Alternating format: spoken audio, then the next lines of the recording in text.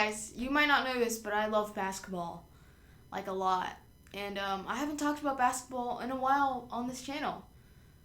So we're going to talk about some basketball on this channel. I'm going to talk about the Bucks and how that's going. I'm going to talk about the Rockets since I'm a Rockets fan. And we're just going to talk about some playoff predictions. So, let's start off by talking about this Bucks Heat series. I did the bracket challenge, and I chose the Bucks to win. Just because, that's better chances. Yeah. But in my heart, I knew. I was like, dude, the Heat might win the series. And if they do, don't be surprised. So, I was thinking this just because I love this Heat team. This Heat team is one of my favorite teams to watch.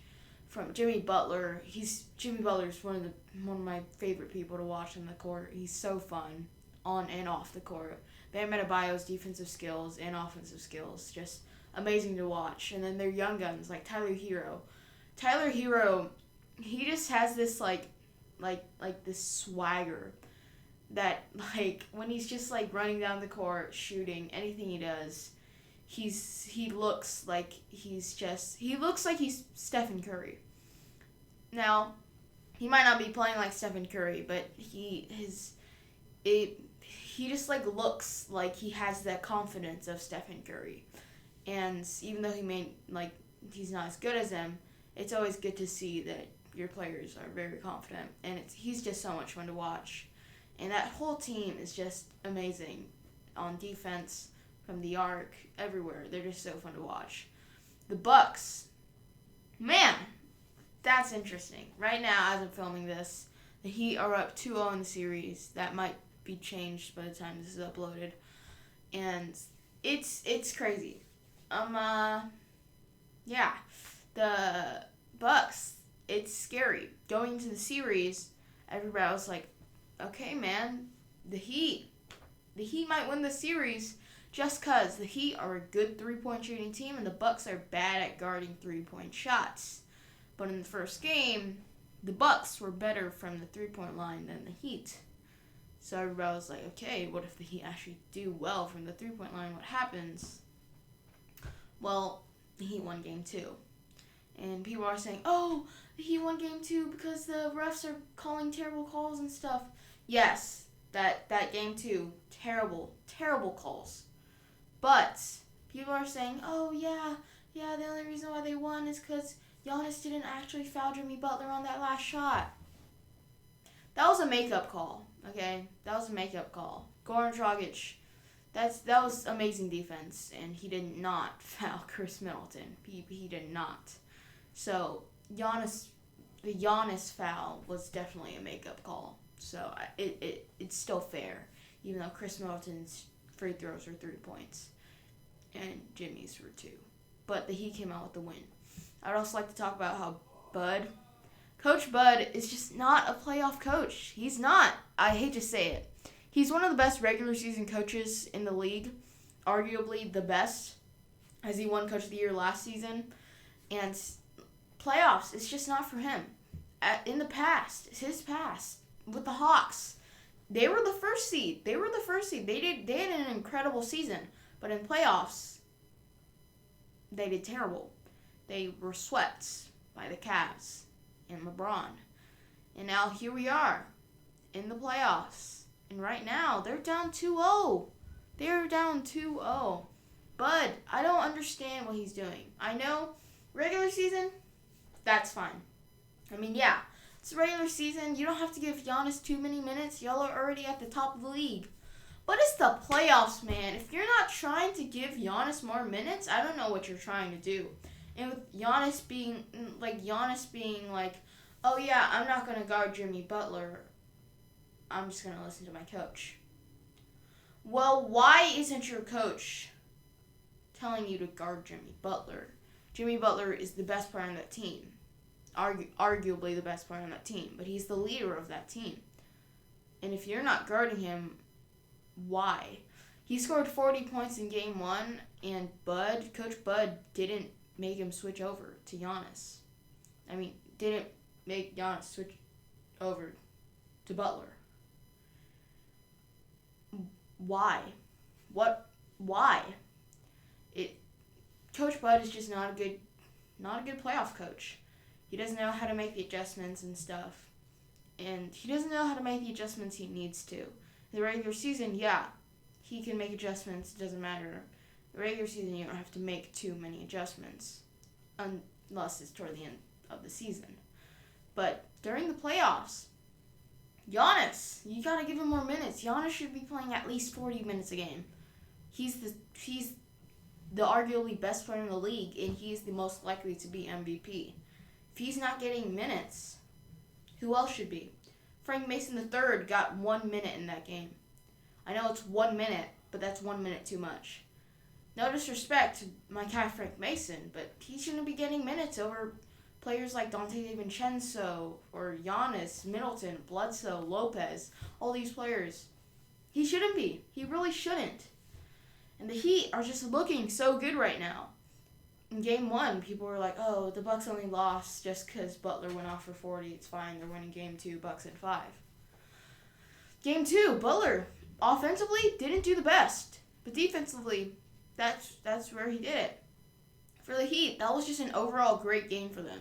They had lots of players scoring well, and they just had those players doing well. Jay Crowder, he did fairly well. Dragic, Bam, Hero.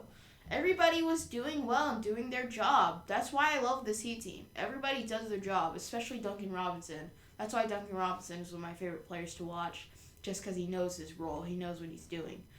And he knows he's not supposed to dribble the ball.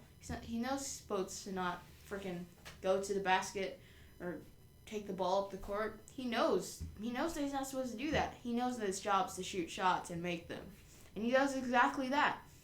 And this Heat team is scary. Definitely scary. And I'm going to be honest, I could see them making the finals. They probably won't, but they could. They definitely could. I just want to talk about the Rockets. I know this happened a few days ago, but that Game 7 for me, that was scary. As a Rockets fan, that was scary. Really scary. It was crazy. And shout out to Lou Dort, man. Your career, you got a long, good career ahead of you. And that must hurt for him. Recently, this season, I think, he signed the 5-year contract. That's like pretty much the minimum. God, that hurts. That really hurts for him. Because he just had the best game of his career in a Game 7. Like, that's clutch. That's the definition of clutch. And he's going to get paid the minimum for a very long time. That's gotta hurt, you know. But just the Rockets, Lakers, I can't wait for the series. It's gonna be a really fun one. And today I'm filming this, and hopefully the day this comes out, Rockets Lakers Game 1. I'm cheering for the Rockets, obviously, but it's gonna be a close series. I'm definitely gonna enjoy it. Just the two centers on the Lakers with McGee and Davis against our small ball lineup. It's gonna be a crazy series for sure. I would also like to talk about Clippers Nuggets, the first game of the series. Clippers killed them. Yeah, what was it, 33 or 23-point win?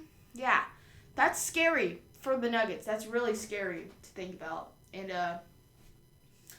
yeah, I'm not sure what's gonna happen. Going into that Game 1, I was like, okay, I'm confident in the Nuggets. I think they can do well. I'm confident, but obviously they didn't do well, so that's kind of scary.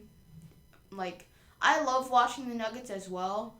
I mean, they're not the most enjoyable team to watch because it's the Nuggets, but that first round series was one of the most fun series I've ever watched. So I'm excited to watch them now, because just the Nuggets, if you watch them in the regular season, they're kind of boring to watch. They're similar to the Spurs in past seasons, where they're a great team, but you're just like, okay, it's the Spurs. I mean, I don't really want to watch that basketball.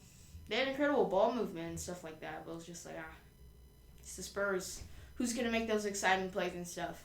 When your best player is a big man, you're not gonna see any of those like huge like posters or those huge ankle breakers and stuff. So they're not the most fun team to watch, but but the Nuggets, it's just the ball movement. Watching that is just so it's pretty, and just that first round series, man, one of the best first round series I've ever seen. Maybe the best. I don't think it's the best, but it's got to be up there. And then Raptors Celtics. OG Anunoby, clutch shot. That was insane. If the Celtics went up 3-0, the Raptors would be in definite trouble, for sure. If Nick Nurse hadn't won Coach of the Year, his job might have been on the line. If Nick Nurse hadn't won the Coach of the Year just earlier that week, then his job, if they went down 3-0, he might have been fired. But again, even if they lose this series in a gentleman's sweep, he still might be fired, you know? Because, I mean, same thing happened to Dwayne Casey. He won Coach of the Year and was fired the same offseason. So, I mean. But let's get to playoff predictions. It's going to be crazy. Really, really insane. Lakers Rockets. As I said, Lakers huge lineup against the Rockets tiny lineup. Yeah, I hate to say it, but I think the Lakers are going to win this series. In the past, the Lakers were playing like absolute crap, but they've begun to like step it up a bit towards the end of that first round series, and it was fun to watch. It was definitely fun to watch AD and LeBron going at it like again. It was fun to watch them like actually trying again, because during those 8 games of the bubble, they were just like not in it. Like it was not fun to watch their team. Like their defense was so bad. Their shots just weren't hitting. It was just not fun to watch the Lakers. But they've definitely stepped it up since like the end of the first round. And it's going to be a tough series for the Rockets, and a lot of people are being like, "Oh, the Lakers are just going to sweep the Rockets. It's not even a series." But bro, I'm going to say the Rockets could take the series deeper than you would think. For sure. I think Lakers in 6 or 7 though. For sure. I'm gonna say Lakers in 7 though. Clippers Nuggets. After seeing that first game, that kind of discouraged me of the Nuggets. At the beginning of this playoffs, Clippers were definitely my favorite to win it all, and I think they still are. I think it would be fun seeing Kawhi win 3 Finals MVPs on 3 different teams and 2 Finals MVPs in a row on 2 different teams. I think that'd be absolutely insane. But I mean, like, it's insane. It would definitely be insane. Clippers Nuggets series. I mean, the question is, like, could the Nuggets take the Clippers deeper than the Mavericks did? I mean, like, I could see the Nuggets taking them to 7, but I could also see the Nuggets getting absolutely swept in the series. Like, this series could either go one or 2 ways, and it's either the Nuggets get swept or the Nuggets still lose in, like, 7. The Nuggets are losing this series, that's what I'm trying to say, but yeah, for sure. Jamal Murray and Nikola Jokic, this series is really depending on them. But what it's really depending on is their other players. Jamal Murray and Nikola Jokic can't do it all. Paul Millsap, he has to do some good stuff. He's getting paid a lot of money. And people like Gary Harris, he fell off a cliff not too long ago. It was either this season or last season that he just fell off a cliff. A few seasons ago, Gary Harris was like one of my favorite players to watch just because like his shooting ability, and he was just great. But he just fell off a cliff. And it was sad. But the Nuggets, I mean, MPJ, he's really fun to watch. And then Bol even. Like, this team can do some big things for sure. And that's why they could take this series to 7 and maybe even make it to the conference finals. Or if Paul Millsap and Gary Harris and all those other players don't show up, they might get swept. And that sucks after fighting in such a hard series in the first round. But I'm not too sure. I am not too sure. And if I'm the Clippers, I'm going to be honest, I'd probably be more scared of the Jazz than the Nuggets. Yeah. Like, I know that might sound dumb, as the Nuggets beat the Jazz. But I would be way more scared of the Jazz than the Nuggets, just because the Jazz, you're gonna see Donovan Mitchell scoring like 30 per night, and then you're gonna see Gobert doing well every night, getting rebounds, blocks, scoring.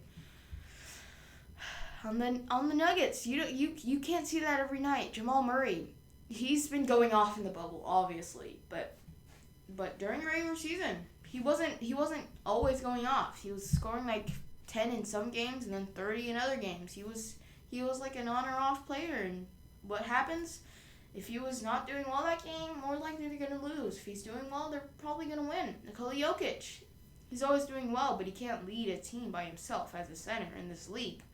This league isn't surrounded by centers anymore. It's not about the big men anymore. It's about the guards. It was the 3-point line now exists, and that was a big change for the league. So it's gonna be crazy, but yeah, Clippers. I'm gonna say Clippers. Man. Yeah, as I said, it could be a sweep or go to 7. I'm gonna say Clippers in 5, and that hurts. That hurts because I really like the Nuggets. Yeah, Clippers in 5. Then Bucks Heat. This is really interesting. It's really interesting. Man. You know, as I said, I really like this Heat team, and I said this at the beginning of the playoffs, and I've been saying this for a very long time. I've been saying this entire season, that I don't think the Bucks are winning the ring. I really don't. I don't even Yeah, they're definitely in contention for one, but I don't think there's a way they can. Giannis just, I don't think he can lead a team by himself. I mean, I'm not agreeing with Richard Jefferson by saying he's the Pippen that he needs is Jordan. It's just that Giannis needs a Pippen. Giannis is Jordan, but he needs a Pippen. It's not that Giannis is a Pippen and he needs a Jordan. It's not that at all. Giannis needs somebody else, and Middleton isn't that Pippen. Middleton's more of a Rodman, you know? I mean, he doesn't play like Rodman, but he would be great as like a third man to that trio, you know? Giannis needs somebody else that's great. He really does. Possibly like a Chris Paul, you know? Chris Paul in the Bucks, that would be fun to watch. I don't know if they have the cap for him, but they might. And it all depends. If the Bucks lose this series, Giannis might be leaving, unless they do something like get Chris Paul in the offseason. So I mean, but yeah, this is gonna be crazy. It's gonna be a tough series for the Bucks and the Heat. But I think Game 3 will definitely go to the Bucks. I think they might pick something up unless Coach Bud doesn't do anything. And I think Game 4 will also go to the Bucks. Game 5 will go to the Heat. Game 6 will go to the Heat. I think Heat in 6, man. Heat in 6. I don't think the Bucks. I don't believe in the Bucks. That's all I'm gonna say. And then the Raptors Celtics series, 2-1. OG Anunoby, clutch. But man, that game was way too close. Like, as a Raptors fan, I'd be happy that you won the game, but how much did they win by? 2, 1, 3? That's just that's scary, you know? But for the Celtics, Game 2, did they win?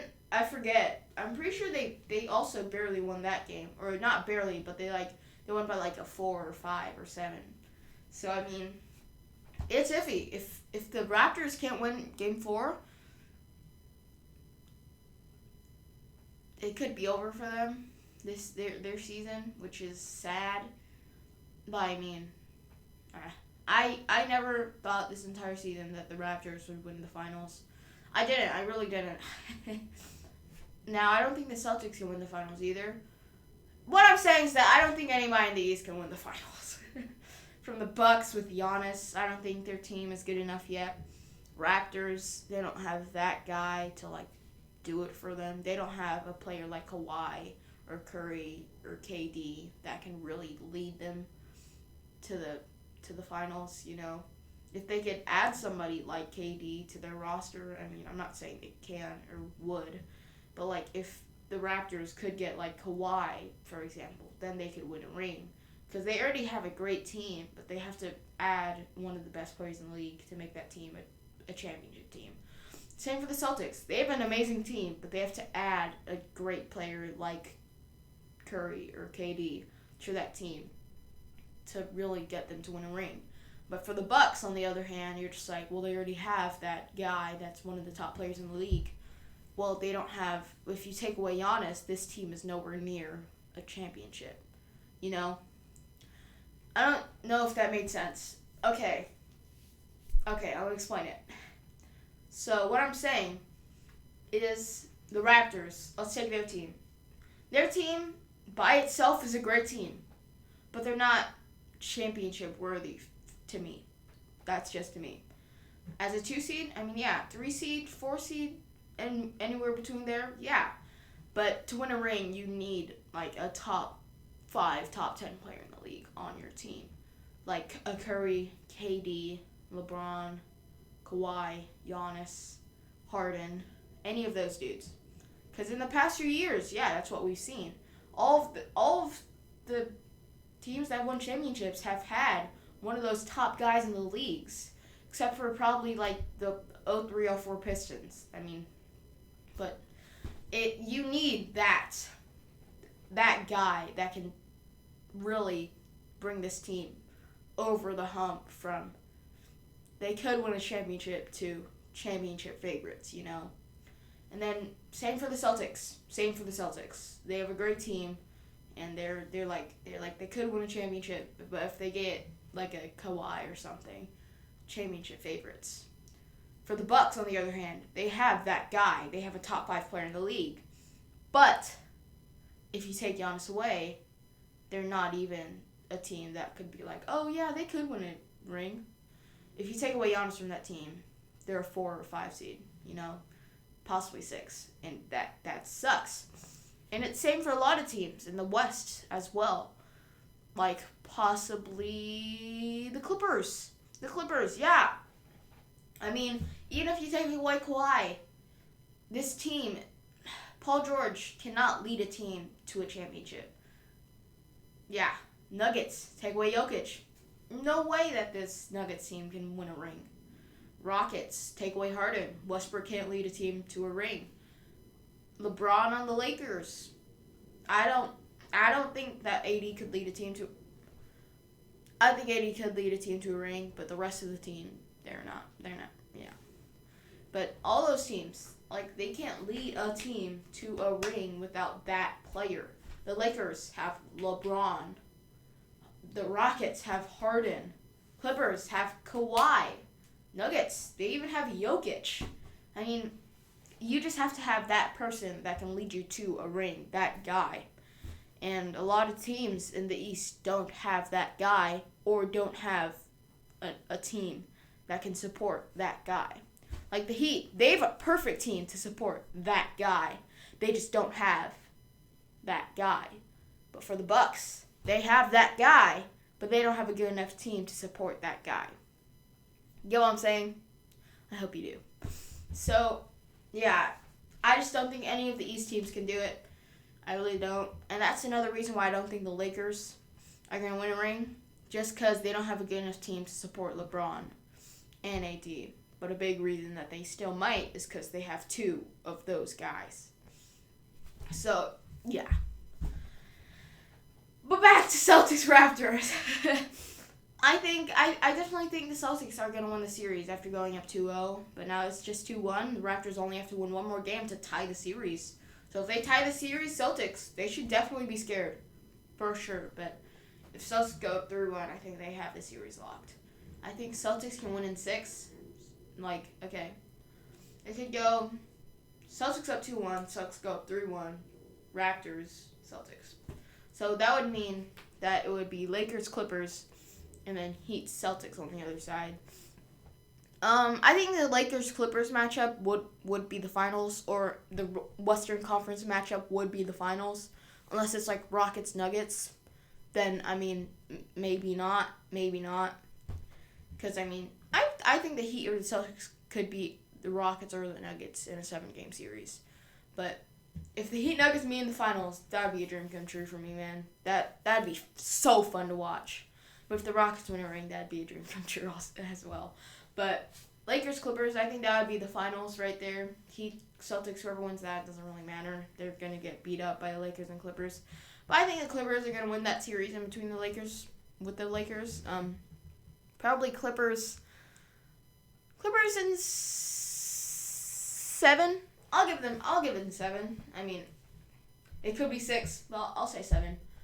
And then Heat Celtics. This could be a closer series than you would think, but I just think the firepower from everybody on the Celtics could change it. But the huge part is Bam. Like Bam it's scary. Bam is scary. And the Celtics don't really have a good big man. But I mean Daniel Theis, he could do the job. I mean, yeah.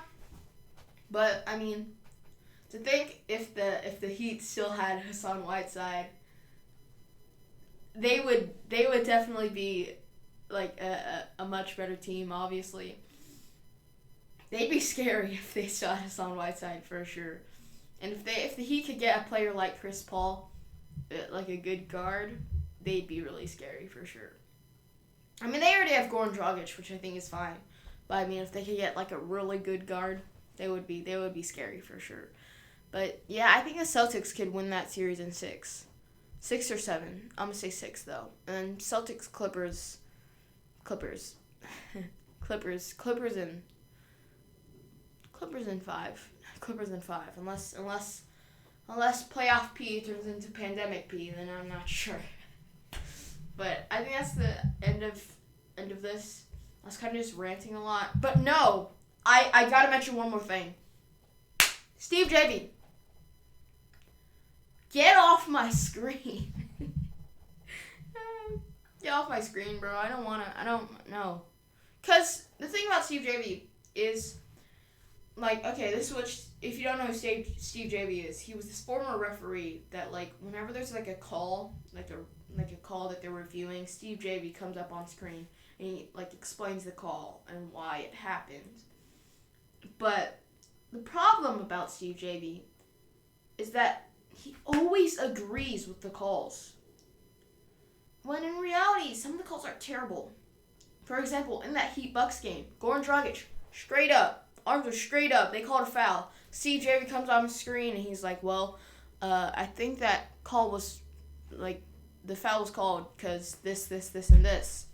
And I'm just watching it, I'm just like, bro, what are you talking about? What? Just disagree with the refs. Your job isn't to agree with the refs. Your job is to explain why the refs called that. And you could say, I mean, the refs, I don't agree with that call, but I think this is why they called it. And I still don't think that happened. Like, I would be completely chill with that. I'd be like, okay, thank you for explaining why they would have called that call and why they should probably, like, overturn it. But he doesn't. He explains it, and he's like, yeah, Goran Dragic, arms are straight up, that's a foul. Like, what? That is, no, stop it. Stop. I don't want you on my screen if you're just going to say dumb stuff. Like, stop. And I respect Doris Burke, because in one of the games, I can't remember which one, Steve Javie was talking, he was like, this, and this, and he went, she said straight up to his face, yeah, I disagree with that. That call was terrible. That call was a load of bull. Like, that was bad. And, like, yeah, that's what you gotta do. When you disagree with the call, you say that you disagree with the call. I mean, that's just, yeah. But no, Steve Javie goes on, he's like, yeah, that call was pretty good. Yeah. But it wasn't. And what I really hate is the refs take so long to review the calls. For example, that Rockets Game 7, I was like pumped, bro. My heart was beating so fast. Harden gets that huge block, and then Lou Dort dodgeball throws it at Harden. It goes out of bounds. I'm like, yes, it's our ball. Let's freaking go. And of course they have to review it because, I mean, it's clutch time. You gotta do that. And then I'm like, oh shoot, Lou Dort, His foot was on the line before he caught it. That's out of bounds on Lou Let's go. And I'm like, okay, let's see it again.